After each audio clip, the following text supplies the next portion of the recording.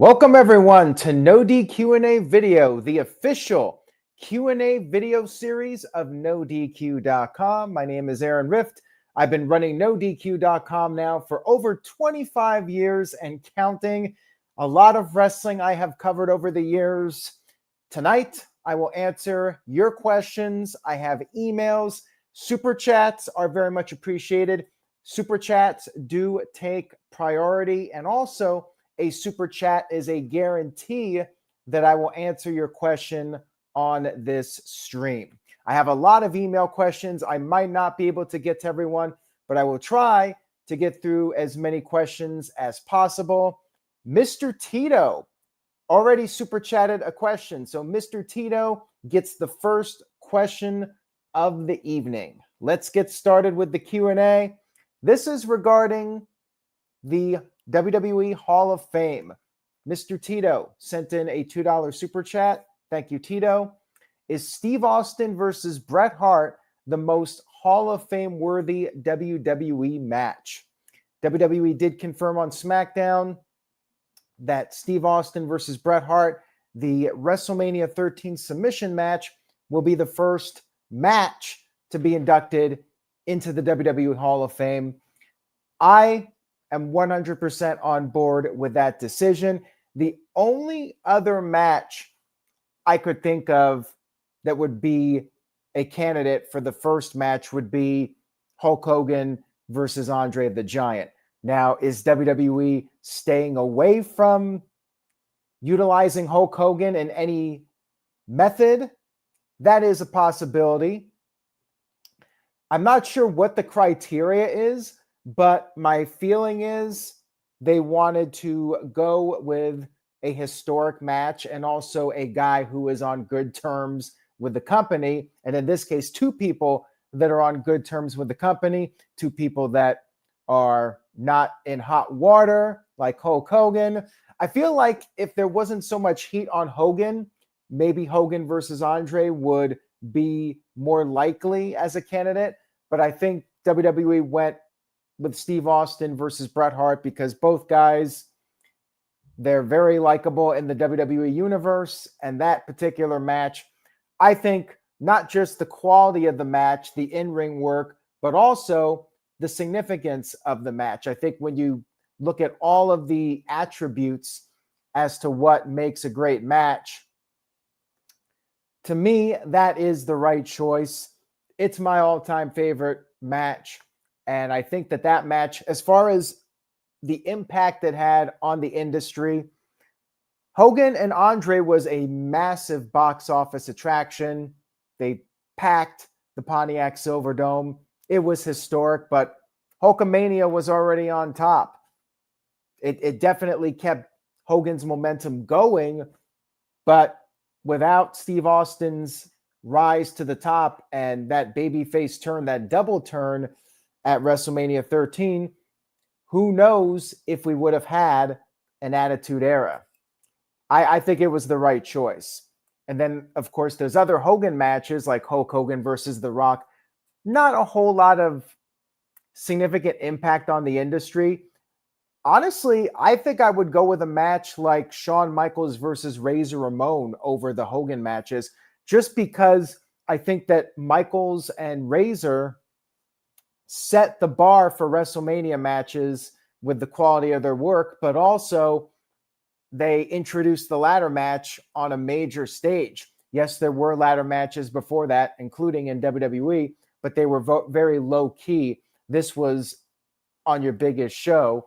And I think that match led to a whole new way to look at wrestling matches. You just didn't have to have your standard match. You could have the ladder involved and have people climb the ladder and do the bumps. And it created a whole new generation of superstars based off of the ladder match concept. You look at the Hardys and Edge and Christian. So that might actually be my second choice. If they're going to do this yearly, I might actually go with Shawn Michaels and Razor Ramon as my next pick over the Hogan matches. Virtue agrees with me that Austin versus Bret is the right choice over Hogan and Andre. And of course, the first WrestleMania match, you could also argue, because that is what really put WWE on the map as a mainstream juggernaut, that tag team match, that first WrestleMania. Of all the Hogan matches, I'd probably go with the WrestleMania 1 match first over Hogan and Andre. It'll be interesting to see what they pick for next year. But if I'm calling it now, I say either the WrestleMania 1 main event or Shawn Michaels and Razor Ramon in the latter match. And hell, Bret Hart versus Owen Hart would be a great choice too. But they may go with some different people since Bret is getting the honor this year. They may go with two different people. Maybe Shawn Michaels versus Undertaker. I would go with the first Hell in a Cell over the WrestleMania matches. As great as the WrestleMania matches were, the first Hell in a Cell match, again, like the first ladder match, set the bar for future matches. And we had a whole generation of Hell in a Cell matches. And it all started with that first one. All right, let's get to the email questions. Ian sent in this email question, and this is the main topic that I used for the thumbnail. Hey, Aaron, hope you're doing well. If there is a third man with The Rock and John Cena, who would you pick and have a good evening? That's an interesting question because we're all thinking, is there going to be some sort of a new corporation with The Rock? Let me start by saying I feel like there's not going to be a faction. The reason being is that I feel like The Rock will disappear again after WrestleMania, if he even shows up at all. John Cena seems more like the lone wolf type. I know people are thinking, well, we had the NWO. Maybe they're going to do a similar type of faction. I don't think that's going to happen. Virtue brought up Randy Orton. Ian says CM Punk. I don't think CM Punk's turning. I really don't.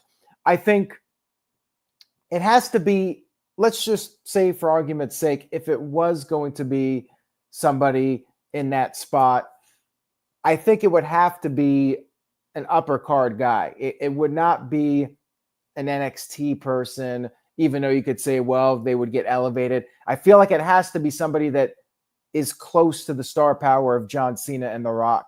And there's not a lot of choices. I definitely don't think it's Seth Rollins.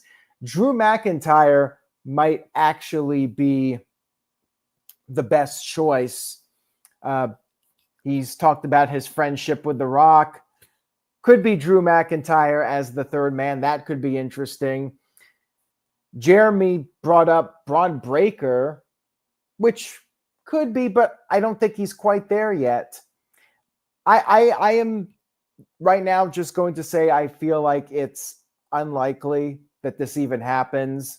But if they do keep it going, if The Rock agrees to do more, maybe that will happen. Maybe Drew McIntyre. Now, Mr. Tito brought up, what about a woman? Doesn't have to be a man. What about Charlotte Flair joining up with this group with John Cena and The Rock? Hey, I'd be down with that. There's an idea. And I agree with Virtue on this too. Hopefully Travis Scott is done and he was just there for that one show and he's not going to be a regular. I think that's probably for the best. I say it's either Drew McIntyre or maybe Charlotte Flair.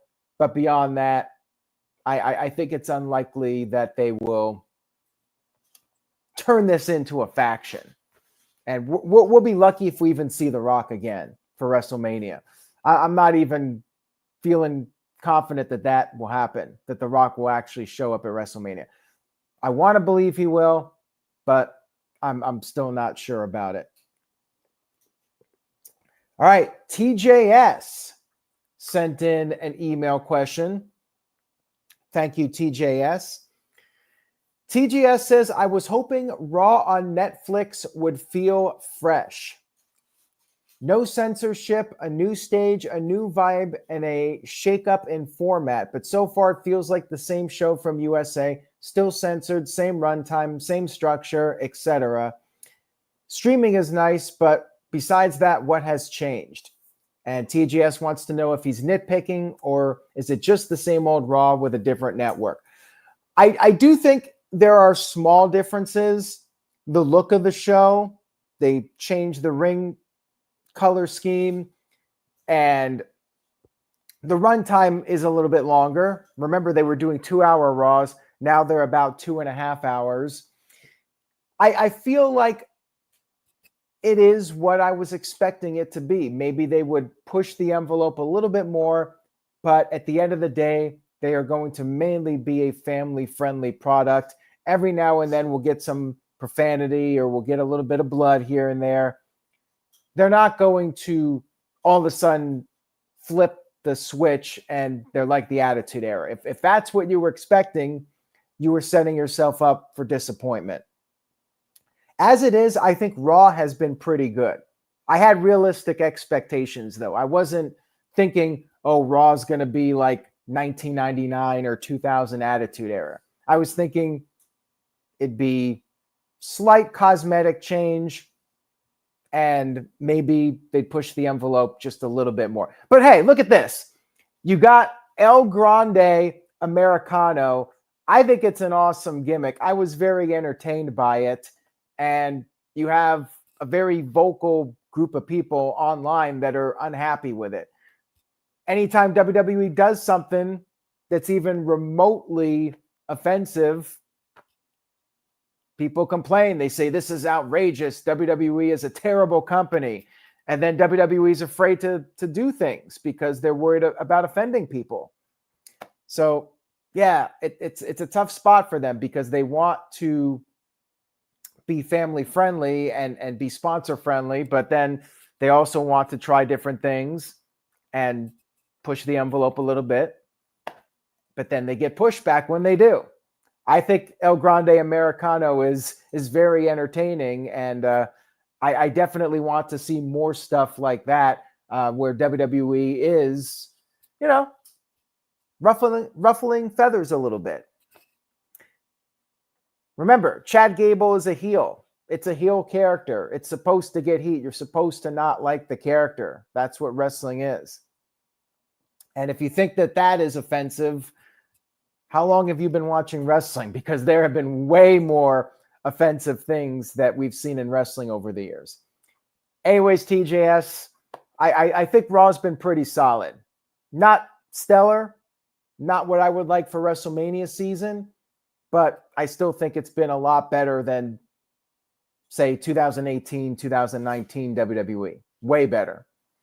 All right, Carl sent in a £5 super chat. Thank you for that, Carl. Carl says, Paul Heyman to turn on CM Punk and Roman Reigns and go with Seth Rollins. What do you think the favor is to turn his back on Roman, and does Heyman end up turning on both? A lot of people wondering, what is the Paul Heyman favor?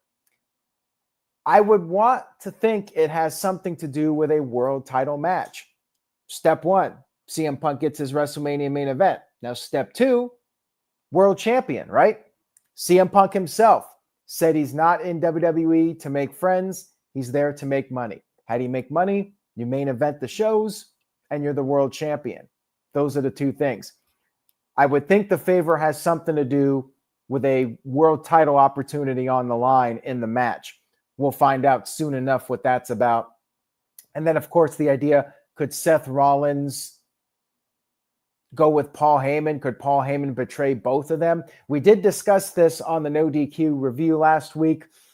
I think it's a long shot, but I do think it would be a very interesting swerve, and it's something that I would not rule out, considering the fact that Roman Reigns is probably going to be gone after WrestleMania. You could have him win, but if he's going to be leaving for a while, you could go with a big shocking moment where Paul Heyman, you would think, well, Paul Heyman sides with CM Punk, they're friends, but then he actually goes with Seth Rollins.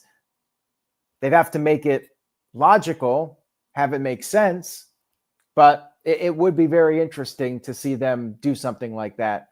And Seth Rollins goes back to being a heel with Paul Heyman. I wouldn't hate it. I would hope that they could explain it well, but we'll see what they come up with. I think anything is on the book, except for a CM Punk heel turn. That I would be very surprised to see. I think a Seth Rollins, Paul Heyman alliance is more likely than Punk turning. Punk doesn't need to turn. Rollins feels like he's a little bit stale. People sing the song and whatnot. He comes out there dressing up in the flamboyant clothes. But to me, it's starting to get a little bit stale. And Punk is just really over as a babyface, and Roman Reigns is over. But Roman Reigns needs some adversity. That's why I'm not against the idea of Rollins and Heyman getting together, and maybe Rollins changes up his character a little bit, and Roman Reigns comes back for revenge, and we finally get a one-on-one Roman Reigns versus Seth Rollins match, and Roman is coming for payback. I think that could be big money for like SummerSlam. Psycho Jet Black sent in a $5 super chat. Thank you for that, Psycho. I appreciate it. Psycho Jet Black says, what are some wrestlers that debuted in the past 10 years that you're shocked still haven't broken through to the next level? And his picks are Montez Ford and Chad Gable. I'm not really surprised where Gable's at right now. I never thought Gable was going to be a main event guy. He's just too small. Shorty G was a bad idea, but at his size, he's going to have his limitations. Montez Ford, though, I think they're missing out on him. Like, he could have been something beyond the tag team. I think he's outgrown the tag team, but they've kept them as a team for whatever reason. And I'm disappointed in that sense that they just went back to square one with the Street Profits. Beyond that, there's not too many names out there where I'm like, why are they not bigger stars than they are? Like, I think most of the talent in WWE have gotten to where they're supposed to be. I don't really see anybody that has just been stuck in the mid-card, and I'm like, that person should be a main eventer. And if another company picked them up, they would be top guys. I just don't see those people right now. But thank you for that super chat, Psycho. I appreciate it. It's a tough question to answer. Cesaro, I saw that name mentioned. Not really. Again, I think Cesaro got as far as he was supposed to go. The problem with him is that when he started to cut promos, it wasn't that good. He really could not deliver on the mic. I think upper mid-card was the right spot for him. He wasn't going to be a top guy, but he was a very solid mid to upper card superstar. And that's how I feel about most of the people that have been in WWE. I think that they had their success, and that there's really nobody that I feel was unjustly held down. People say, well, what about like Mustafa Ali? Come on. Ali was never going to be above mid-card. Psycho Jet Black sent in another $5 super chat. Thank you for that, Psycho. I appreciate it. Psycho says, if you could interview Roman Reigns, Cody Rhodes, CM Punk, and John Cena, what would you like to talk to them about? What secrets would you want to know from them? I'd like to know their honest thoughts on Vince McMahon. The problem with that question is that if you interview them, are they going to be straight up with you? They're wrestlers. They work people. And I would like to know the hard-hitting topics. I would like to know their honest thoughts on somebody like Vince McMahon and what really went on behind the scenes and how much they really knew about the inner workings of WWE, and if they knew anything about Vince's personal life and why John Cena is still friends with Vince McMahon. Like, I'd like to know the answers to those questions, but I feel like they would not answer those truthfully. I feel like they would either dodge the question or say up front they don't want to answer the question. That's a hard scenario there to picture myself in, because I just don't think that they would be open to giving away those secrets. They'll have a fun interview, talk about their career highlights. CM Punk might be the only guy, but I think he's in a different place in his life now. Like, to interview CM Punk 10 years ago and get all the dirt, that would have been very interesting. But now I don't see CM Punk being that guy that would do that type of interview. Definitely not Cody Rhodes. I'd like to know about AEW. Why did Cody really leave? What happened with Tony Khan? What's the inside scoop on all that? And he might tell that himself. He might tell us himself one day all that juicy gossip, but I don't know if he ever will. Mr. Tito sent in a $2 super chat. This is an interesting question. Is Mercedes Moné phoning it in at AEW like Kevin Nash says? I don't think so. I believe that Mercedes Moné is one of the best women's wrestlers in the world. And I think every time she gets in there, she proves she's one of the best. People complain about her all the time, but I think she delivers on a regular basis in wrestling. I believe that her mic work is not the best. She is better as a heel, though. And she's upsetting some people. They're like, oh, she's using creative control. She never wants to lose, so on and so forth. But hey, I think it's working for her as a heel. Like, she's getting the heat. I don't know if it's necessarily good heat. It might be change the channel heat, but that's the point of being a heel. You want people to hate you, and whether they legitimately hate her or they're just hating her for the sake of it, I'm enjoying it. I think she's one of the better things about AEW, and I don't have an issue with her like some people do, and I don't think she's phoning it in at all. I think she's trying to prove that she's one of the best without the WWE machine, and I think she's doing well. I don't know what else to say about that one, but thank you, Tito. It's a good question. Kevin Nash would know, right? He knows about phoning things in, so maybe a carny can smell another carny from a mile away. Maybe Kevin Nash is onto something. D. Martin 5th sent in a $5 super chat. Thank you for that. I appreciate it. So this question is, with the WrestleMania 13 submission match being inducted into the Hall of Fame, will that make Bret Hart a 3-time Hall of Famer and Stone Cold a 2-time Hall of Famer? I would think so. They're going to be there in attendance. WWE did confirm that. They will be there to, I presume, accept the award. And in that case, I'm calling them a 3-time Hall of Famer. Well, Bret Hart a 3-timer and Steve Austin a 2-timer. Yeah, I believe that would make them get an extra number as far as their Hall of Fame inductions, and well-deserved. I think they should. And if WWE is just doing one match a year, I don't see the problem with it. If they were going to induct 5 matches a year, then I'd be like, well, we don't really need to call these people Hall of Famers for every time their match gets inducted. In that case, if you were inducting like 5 matches a year, then somebody like Shawn Michaels could end up being like a 20-time Hall of Famer within the next 10 years. That would be ridiculous. If they're doing 1 match a year, yeah, I would say let them have an extra Hall of Fame number. I'm cool with that. All right, let's get to an email question here from Marshall Leonard. Marshall sent me a bunch of questions. Marshall, I'll try to get to a few of these, but I do have a lot of questions from other people, so bear with me here.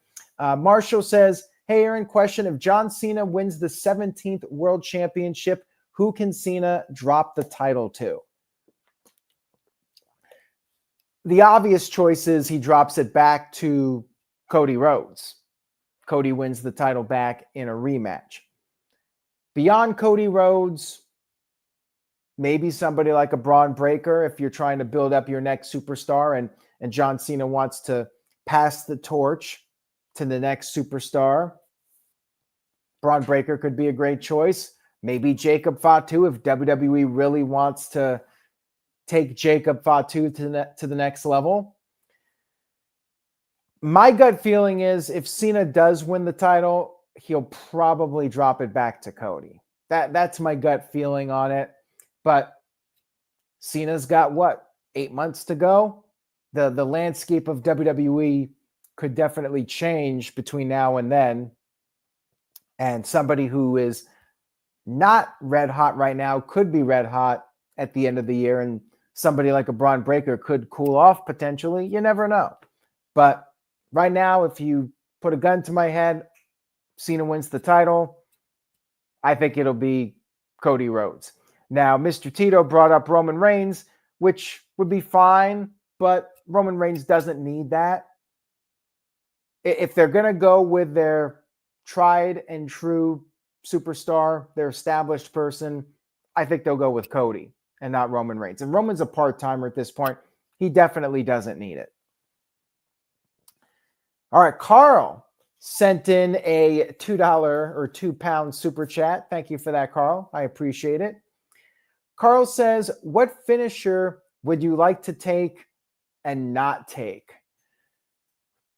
This could go so many ways. I'm not going to go the dirty route. My wife is in the room. I'm definitely not going the dirty route. So I'm just going to go with the fun route here. I would like to take the Stone Cold Stunner. I mean, it looks like a fun move to take. The crowd would pop huge for it. I'd like to try and take a better bump than The Rock, flop around like a fish. Like, that would be fun. I think it would be fun to take a Stone Cold Stunner in a packed arena from Steve Austin. I mean, that would be an honor. And I think for a lot of wrestlers, that would be their dream, to get a stunner from Steve Austin. And one I would not want to take, I mean, pretty much any pile driver, anything where your neck could get seriously injured, I would like to avoid. Or something where you would take a blow to the head. Something where you take a nice, easy bump or a back bump. Definitely not something where you're being dropped on your head. I would not want to take any kind of a pile driver, because it's just, such a small margin for error. I would just be too scared to do it. And Mr. Tito is like, did I just admit that Cody needs the title to help him? Not necessarily. I think Cody is fine with or without the title, but I'll say this, Roman Reigns definitely does not need the title. Roman Reigns is the guy, whether he has the title or not. But Cody's up there too. I'm just thinking they're going to go with the full-time wrestler over the part-timer. That's why I say Cody Rhodes. Not that I think that he needs to be the champion. All right, let's get back to the email questions. George sent in this email question. Says, hey, Aaron, back in the day, we seen these larger-than-life characters. I missed that time period. He says he feels like bigger stars were created, such as The Rock and Stone Cold. Did kayfabe being dead kill this ability to create massive stars? Not necessarily. Fans know wrestling is a work. You just don't want it thrown in your face all the time. I would argue that wrestlers on social media should have separate accounts. Like, they shouldn't have a Twitter account in their stage name and break kayfabe. I don't like when they do that. I think the biggest issue right now is going out on TV and saying it's a work. But guess who's doing it? The Rock. The Rock's doing it, one of the biggest superstars in the world. And I guess he can get away with it. I'm not a fan of that in general, but I don't think that that's hurting the ability to create massive stars. I mean, look at the Attitude Era, when you had Steve Austin, and then you had The Rock, and you had The Undertaker, you had Kane, and what were they doing with these guys? They had Kane shooting people with lightning out of his hand, and The Undertaker in a casket, and the casket being set on fire. Everybody knows that this is make-believe, Maybe some don't, but the vast majority of people know that that's a work. So, kayfabe was already dead by that point. I mean, kayfabe was really dead when you got a guy going out there as a so-called prison guard. And you got Papa Shango putting voodoo curses on the Ultimate Warrior. Kayfabe was dead then. Like, come on. I don't think that that really matters. whether people think wrestling's a work or whether they think it's a shoot. A big star is a big star. It's just a matter of a character that can entertain people and draw in the masses. All right, we got some more super chats here. Thank you guys for the super chats. I appreciate it. Anthony sent in a $5 super chat. Thank you, Anthony. I appreciate it. Anthony says, do you think Batista will headline the WWE Hall of Fame next year since he's completely done with wrestling? It's been long overdue. Dave Batista in the Hall of Fame, what is going on here? He was supposed to go in 2020. We had COVID, got delayed again, and it hasn't happened. I don't know what the deal is here, why he hasn't been inducted. It must be a scheduling issue, but I mean, is he that busy? I know he's doing well for himself. I hope they don't wait too long. I hate to be morbid here, but he's getting up there age-wise. I would induct him pretty soon. I don't think there's really a need to keep putting it off. We've been waiting for it for years, and I think that they'll do it. It's just a matter of when, and I would like to see it as soon as possible, just because he's well deserving of it, and I don't think he's wrestling again, and do it when he's still relatively young. The This Guy Experience sent in a $2 super chat. Thank you for that. I appreciate it. This Guy Experience says, who's the best late bloomer world champion winner? My obvious pick is Diamond Dallas Page. I mean, that guy got his start really late. What was he, in his mid-30s when he got going? And I'm not sure how old he was when he won the world title, but I think he was late 30s. Might have even been early 40s. I'm not sure. DDP would be my number one pick. And then we just talked about him, Batista. Batista got a pretty late start in wrestling. He would be my number two.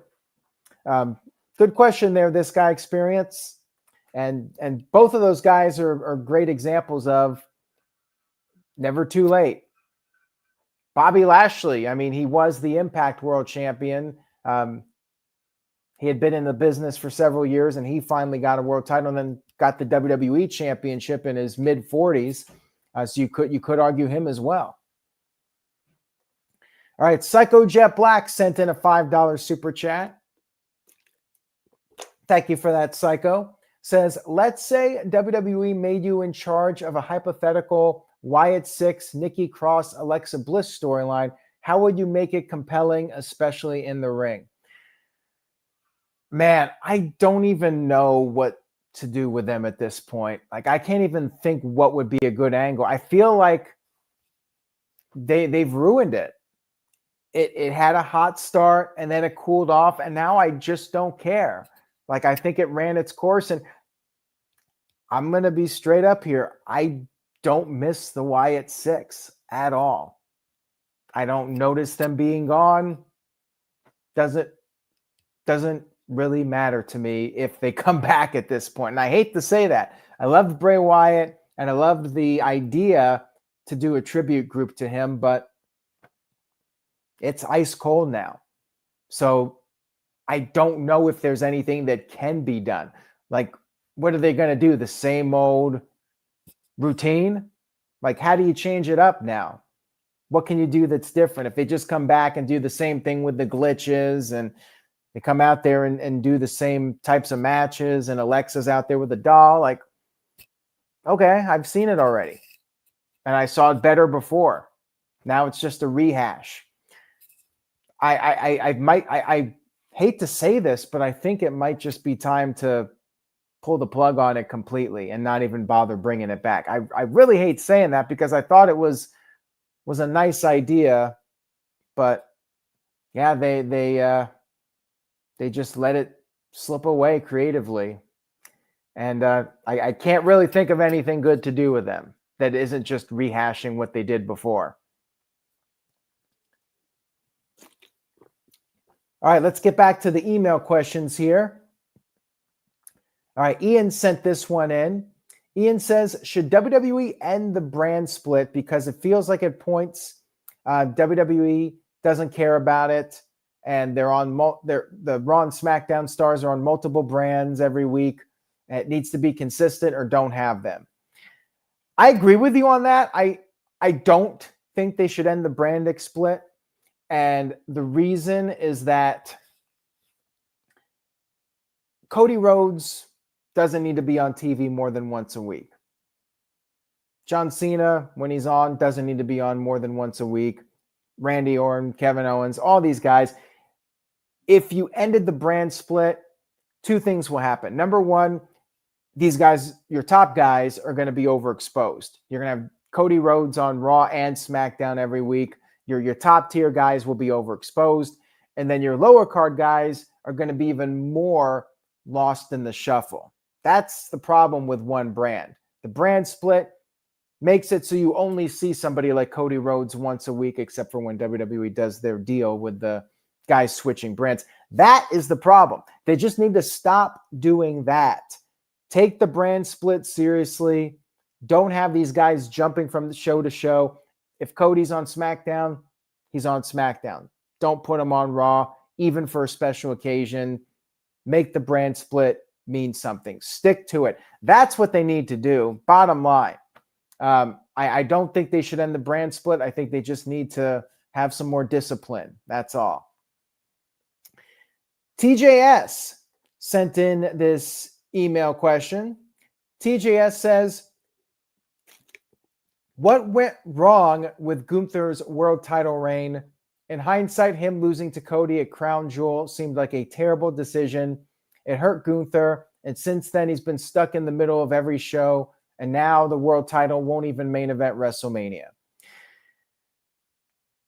The problem is that when Gunther was the IC champion, the idea of him being a dominant champion was a fresh concept, and he was also defending the championship on a regular basis.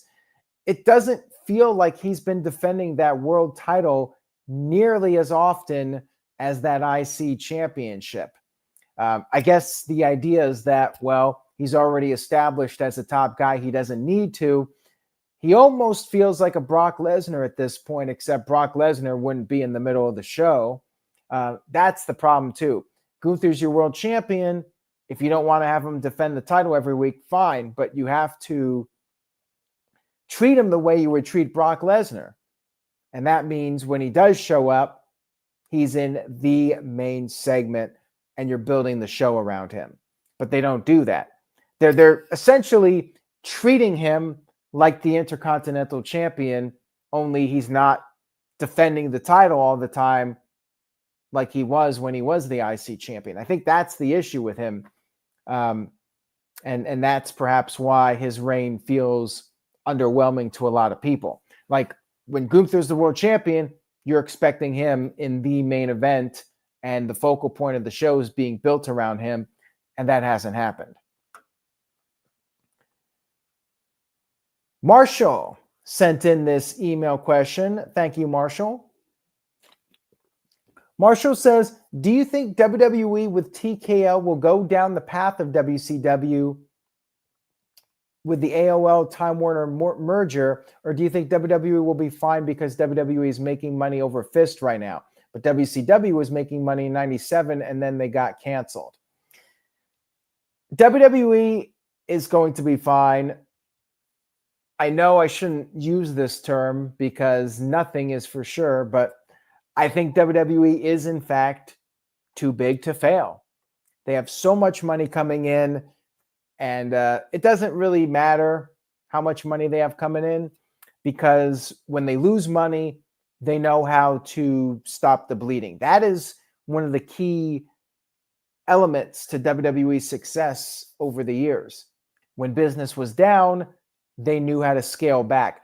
WCW's fatal flaw was that they did not know how to stop the bleeding.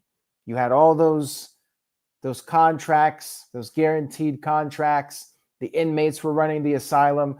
And when business declined, they were still spending money and they were losing millions of dollars, tens of millions of dollars in such a short period of time. And WWE was never like that. They've always managed to run a tight ship. When business was down, they'd release some people, wrestlers, employees. They'd scale back in a few areas, and they would cut costs. And they managed to survive those down periods. WCW just had a complete free fall, and then they got canceled. And, people always debate this about WCW being canceled on television. And I don't think it would have happened if they were a profitable company. They were losing tens of millions of dollars, and the people in charge decided to stop, just get rid of it. Yeah, maybe it would have helped if Ted Turner still had some involvement, or the people in charge were bigger fans of wrestling. But yeah, WCW just was a complete mess, and there were so many things that happened. And that's not going to happen with WWE. I mean, I really don't think that they're in any danger of going out of business anytime in the near future. WWE has survived a lot of scandals, including the Vince McMahon scandal. They're going to be fine. Business might decline, but they got so much money. Like it would take years of WCW like losses to really be in a dangerous spot. I just don't think it's going to happen. I think they're going to be fine, and they truly are too big to fail. Philip sent in this email question. Philip says, a few years down the line, could you see Tony Khan and AEW hiring Paul Heyman to be head booker? And also he wants to know, with the PG limits, is that limiting WWE's ability to create stars and gain more popularity? Okay, first of all, regarding Paul Heyman, I don't think Paul Heyman is going anywhere. If Paul Heyman had a falling out with WWE, maybe they could try to do something with him. But I hate to say it, at some point, Paul Heyman's going to be in a position where he's too old. You really have to focus on some younger people. And Paul Heyman probably has better ideas than most when it comes to creative, but also he's getting up there. You need a youth movement. You need some younger people that have their finger on the pulse of what's popular now. And as far as WWE being PG hurting the ability to make new stars, no. I mean, you might be thinking, well, Steve Austin got over because of the blood and the middle finger, but, good storyline does not need to be TV-14. Good character doesn't need to be flipping people off and drinking beer and all that stuff. If anything, a great character can function in any environment.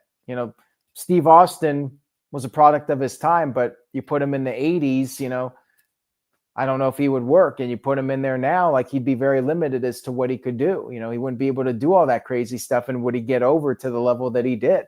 To me, the best character is going to be one that can function under any circumstance, any television rating, a versatile character that can be put into any kind of environment. All right, Carl sent in a €5 super chat, or £5. I always get them confused. Thank you, Carl, for the super chat. Carl says, I did prefer the brand split. When you saw the picks by the general manager one by one, what did you prefer? Your shows, love your shows, and love to you and your family. Well, thank you again, Carl. I appreciate it. My favorite brand split segments were the ones where they had the tumbler. And I like the random drawings. I don't like the Raw selects this person, SmackDown selects this person, because then we all have to wonder, well, why was this person chosen? And then WWE has to try to make sense of it all. I think it's just much easier to let it be random. Then nobody knows who's going where. And even though WWE is scripting it, it's just more fun to watch, and WWE doesn't have to explain, oh, well, John Cena's on SmackDown. Why did Raw pick him over somebody else? If it's random, it's random. I thought that was fun when they would just pick out of the tumbler and you don't know who's going where. It just makes it feel a little bit more unpredictable and a more interesting show. Like I definitely don't like when they have the draft room and then you show the Raw executives and the SmackDown executives. Just looks so phony to me. Was never a fan of that. All right, let's get back to the email questions. Got this one from Richard Crow. Thank you, Richard. Richard says, what are your top 5 feuds of The Rock in his entire career? I think number 1 would be Steve Austin. They headlined 3 WrestleManias. And they have so many great moments together. The Rock and Triple H, I think, would be my number 2, considering their history, all the great matches they had. The Rock versus The Undertaker would definitely be up there. The Rock versus Vince McMahon. Rock and Vince definitely had their back and forth throughout their career. And then probably The Rock versus Kurt Angle. I thought they had a great feud in 2000 and a lot of memorable moments. The Rock's career, unfortunately, wasn't as long as it could have been. John Cena would be up there too. Maybe John Cena in place of Vince. Those would be my top 5, I think. All right, Ian sent in this email question. What should Triple H do to improve the women's mid-card titles? Thanks to NXT's stacked women's mid-card, we know a women's mid-card can work. So does Triple H improve it? I think it's pretty straightforward. The champions need to be defending their titles on a regular basis. And at the same time, you're building up new challengers and you're making the title feel like it's something important. The champion should always be on the show. That's how the title is important, because you get the title, you get the TV time. And the other people want that TV time. So they gotta work their way up the ranks and get the title match. You got to build up your champion, present your champion like a star, and also at the same time keep building up those challengers. So there's something to chase. You have people chasing for the title, and it actually means something. It feels like nobody's really chasing these titles. Like they're just props, especially those women's tag team titles. Like who's really going after them? Like you barely have any teams to begin with. So yeah, I think it's pretty easy, and I don't know why they don't do more to build up these titles.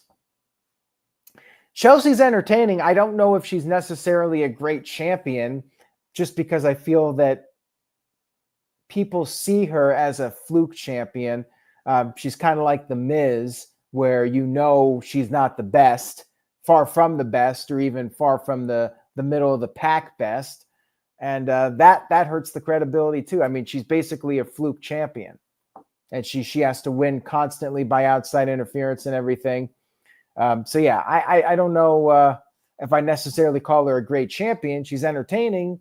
She's doing well in her role, but I might have gone a different way with her and made her a little bit stronger of it as far as being able to win matches without the outside interference. I know she's a heel and all, but yeah, I think she's won with her opponent being distracted too many times to really take her seriously as a champion. All right, Sun Goshiwaku sent in this email question. Thank you, Sun. I appreciate it. Sun says, would you like to see Bianca Belair continue her undefeated streak at WrestleMania 41 by going 5-0? And he brought up how WrestleMania 42 is in New Orleans. WWE could do Rhea versus Bianca, and also play up that is where Undertaker and Asuka lost their streaks. I did not think of that, son. And that's why you're such a great wrestling mind, because you have these thoughts that some of us might not even have on the radar. Now that you bring that up, I think that's a great question and a great idea.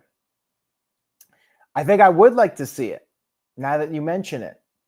And since it's a triple threat, she could beat Io, and then Rhea Ripley doesn't take the fall. And then eventually you can go back to Rhea Ripley versus Bianca Belair. I say book it.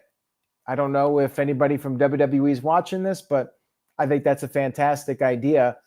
And build that up. You know, we got a new streak going. Might as well continue it. And especially next year with New Orleans, they could really play that up. Or when is the New Orleans show? Is that next year? Yeah. So there you go. Excellent idea.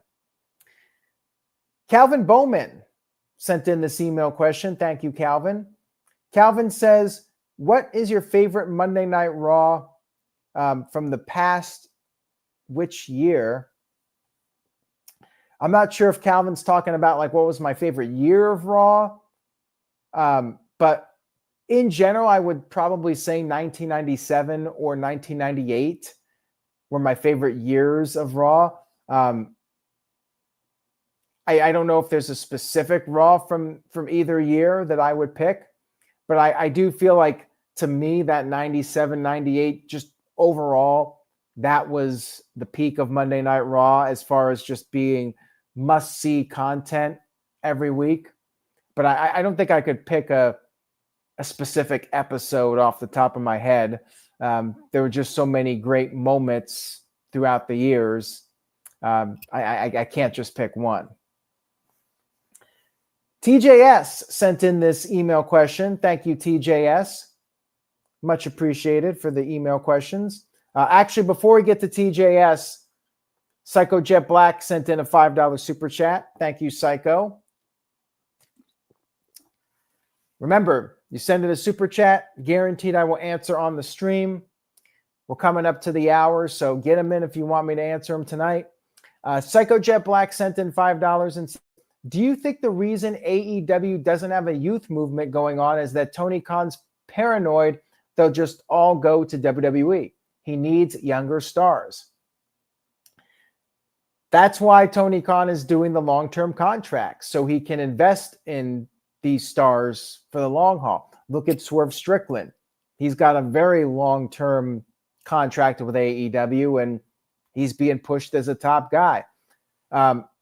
They're trying.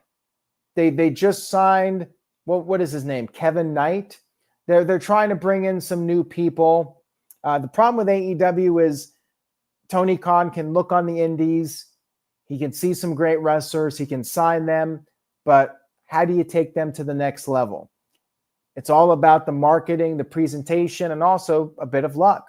And one of Tony's problems, he's great at finding exceptional talent. His problem is being able to take a guy who has organic momentum and strapping the rocket to them. I always cite Wardlow as one of those examples. Is he the best wrestler in the world? No. Is he the best promo in the world? No. But was he one of the most over guys in the company? Hell yes. And if you're a businessman and you want to make the most money, you strap the rocket to the guy who's getting the biggest reactions and has that momentum. But that wasn't what Tony Khan wanted to do. Tony wants his bangers. He has his mind of what he wants. He has to make sure every pay-per-view has the 5-star plus matches. And if Wardlow can't deliver that, then, well, Wardlow's not going to be pushed at that level. And that is ultimately, I think, in a nutshell, the problem. Tony Khan has failed to capitalize on guys that had that organic momentum for whatever reason. Maybe they didn't have the work rate, or they just weren't his personal favorite, and he didn't go all the way with them. But yeah, that's what he needs to work on. If he ever comes into somebody like Wardlow again, I hope he doesn't make that mistake again. So what if the guy's not the best in-ring worker? If he's the most over, yeah, you might risk some of your sickos, your diehard fans being upset. Oh yeah, you're pushing this guy. He's not that good in the ring. Why are you pushing this guy? When this guy could potentially make you the most amount of money. Like, that's the guy you want to push, the guy that's going to sell tickets and bring in new fans. And Wardlow could have been that guy. I still think to this day, Wardlow was the biggest misstep, other than CM Punk, bringing him in and not making that work. But yeah, Wardlow, just, man, they were all chanting for him like he was a beast. That dude was just something special. And they just squandered it. All right, let's get back to TJS. So TJS's question here was, do you think Jon Moxley will ever return to WWE? And he brings up how AEW seems to be struggling to grow despite having names like Moxley, Jericho, and Cope. And what are the odds that all three of them head back to WWE when their deals run out? And could Moxley do well under Triple H's regime? I think that anybody's a possibility to return. Anybody can return at any time. It happens. Even the guys that say they'll never go back, and that includes Moxley. I think that maybe the odds are a little bit against it happening. Moxley seems very content not being in WWE, but I would never rule it out. He could come back one day. Maybe if they let him do more unscripted things, he might consider it. Jericho, I definitely think will be back, at least for a Hall of Fame induction. But I could see Jericho coming back and having one final run with the company. Moxley is a less of a certainty. I think we'll see him in a WWE ring again someday. I don't know when. He apparently has a long-term contract. Copeland, same thing. We'll probably see Copeland back at some point, but might be in a trainer role. Maybe he'll show up for a cameo every now and then, but he'll come back one day for something. I think all three are somewhat likely, especially Jericho and Copeland. Moxley's a bigger question mark, but I would definitely not rule it out. I've seen guys that vowed to never return come back, from Bruno Sammartino to Bret Hart to Bill Goldberg. Anything's possible. All right, got this one here from Marshall. Marshall says, do you think Braun Breaker will win Money in the Bank in 2025 for the men? And if so, will the cash-in be on John Cena at SummerSlam if Cena is in the WWE Championship holder by the time SummerSlam comes around, or at the time SummerSlam comes around? I do think Braun Breaker is an early favorite to win. I do feel that it's too early to make a concrete prediction on Money in the Bank, but Braun Breaker seems to be tailor-made to win that match and use that as his stepping stone for something bigger. He's been the IC champion. I think the next step is winning Money in the Bank, the next logical step in his progression. And yeah, could be a cash-in on John Cena if we're going that route where Breaker is the one that beats Cena and Cena puts him over on the way out. I could see that as a possibility. If it's not Cody Rhodes, I think Braun Breaker is the best bet right now. All right, we got one more here from Ian. We're at the 1 hour mark, so last chance if you want to send in a super chat. And if I didn't get to your questions, my apologies. Jeremy, I did get your email, but I might have already answered that. And if I didn't, your question's a little bit too long with the detail of the fantasy booking. And I do want to throw this out there. In general, if you guys are going to send me fantasy booking scenarios, try to keep it short. Like, I don't want to read like a really long paragraph. And especially if I'm like trying to read it live, like I might not say it properly. So if you send me like a booking idea and you want my take on it, try to keep it short. Psycho Jet Black sent in a $2 super chat. He says, how would you fix Solo Sikoa as a character? Have him win. Have him come out there, win some squashes. The problem with him, though, is that he's taken a back seat to Jacob Fatu. Jacob Fatu does a better job of what WWE wanted Solo Sikoa to be. Jacob Fatu is a better version of Solo Sikoa. I suppose the only way you fix Solo at this point is you have to change up his character a little bit. Is he capable? Is he one-dimensional? That remains to be seen, but he might need an overhaul. Jacob Fatu is what Solo Sikoa was before Solo Sikoa started being jobbed out all the time.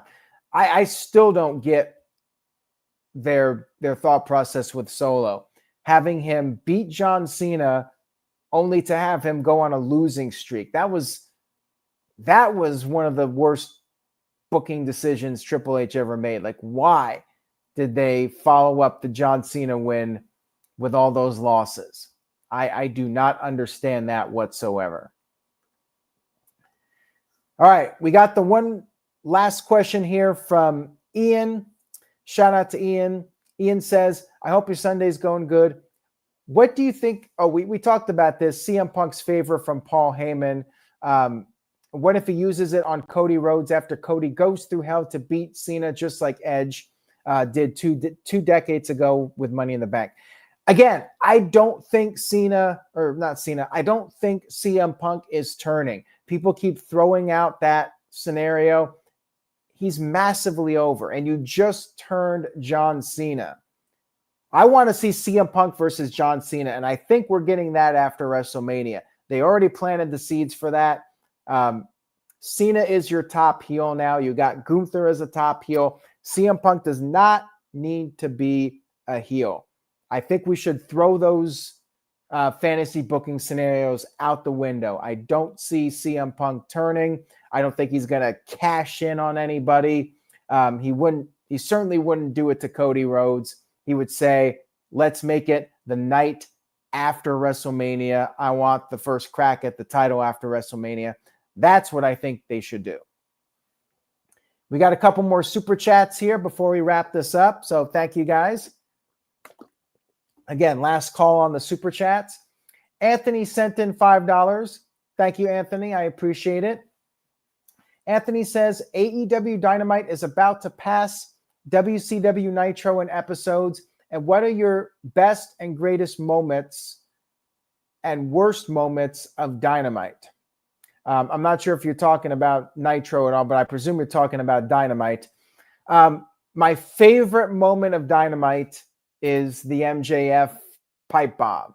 When he went out there, he called Tony Khan an effing mark.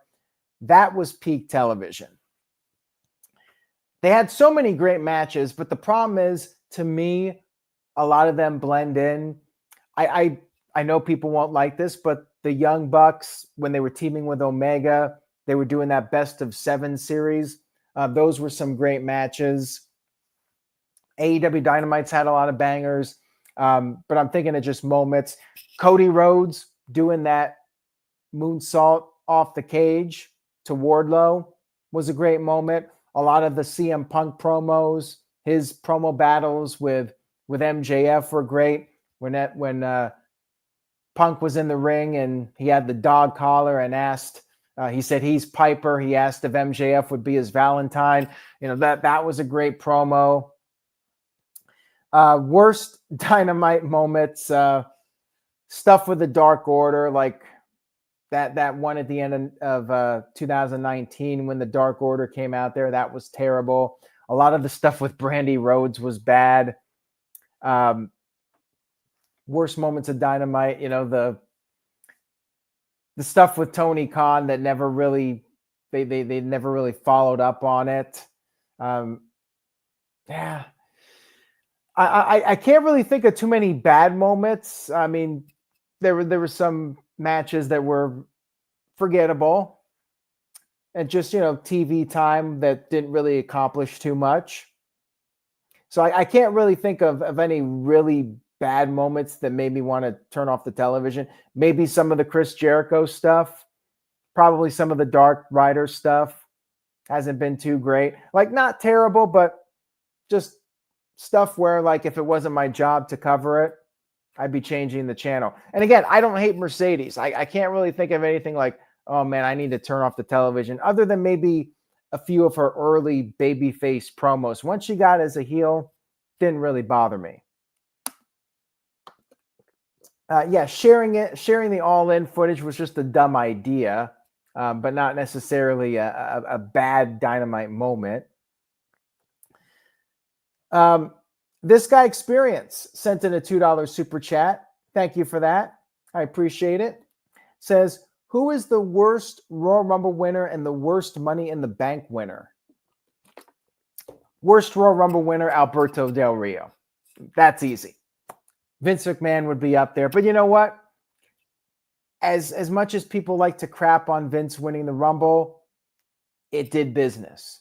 When I was there, people were littering the ring. They were pissed, but they weren't turning off the televisions. Raw did some massive numbers. Their numbers just kept growing after the 99 Rumble. It was a success. It was the right call because Austin needed the adversity. He needed to be on the chase. So Vince winning set up that cage match at St. Valentine's Day Massacre, which was huge. So I can't really criticize the Vince win too much. Alberto Del Rio is my answer. Worst Money in the Bank winner. Even though he was successful, Jack Swagger was a terrible idea to win Money in the Bank. Damian Sandow. I mean, I think Sandow should have won it. I think they squandered the opportunity with him, but yeah. Sandow won it, lost, and his career just nosedived. Yeah, Sandow was the worst winner. Swagger was the worst winner that actually won the title. I mean, that was ridiculous. Austin Theory is up there too. Yeah, he's definitely up there. And Otis, although Otis lost it. Kennedy lost it. You know, a couple guys lost the contract before they could cash it in. But yeah, as far as people, and Baron Corbin would be up there too. All right, guys, on that note, I will wrap up this edition of NoDQ&A video. Thank you all so much for sending in your questions. If I didn't get to your question, I'll try to get it for a future NoDQ&A video. Stay tuned to NoDQ.com for all the latest news and rumors as we get closer to WrestleMania. Have a great week, everyone. Say yes to NoDQ.com, NoDQ.com/merch. Buy a shirt. Take care, everybody, and I will see you all next time.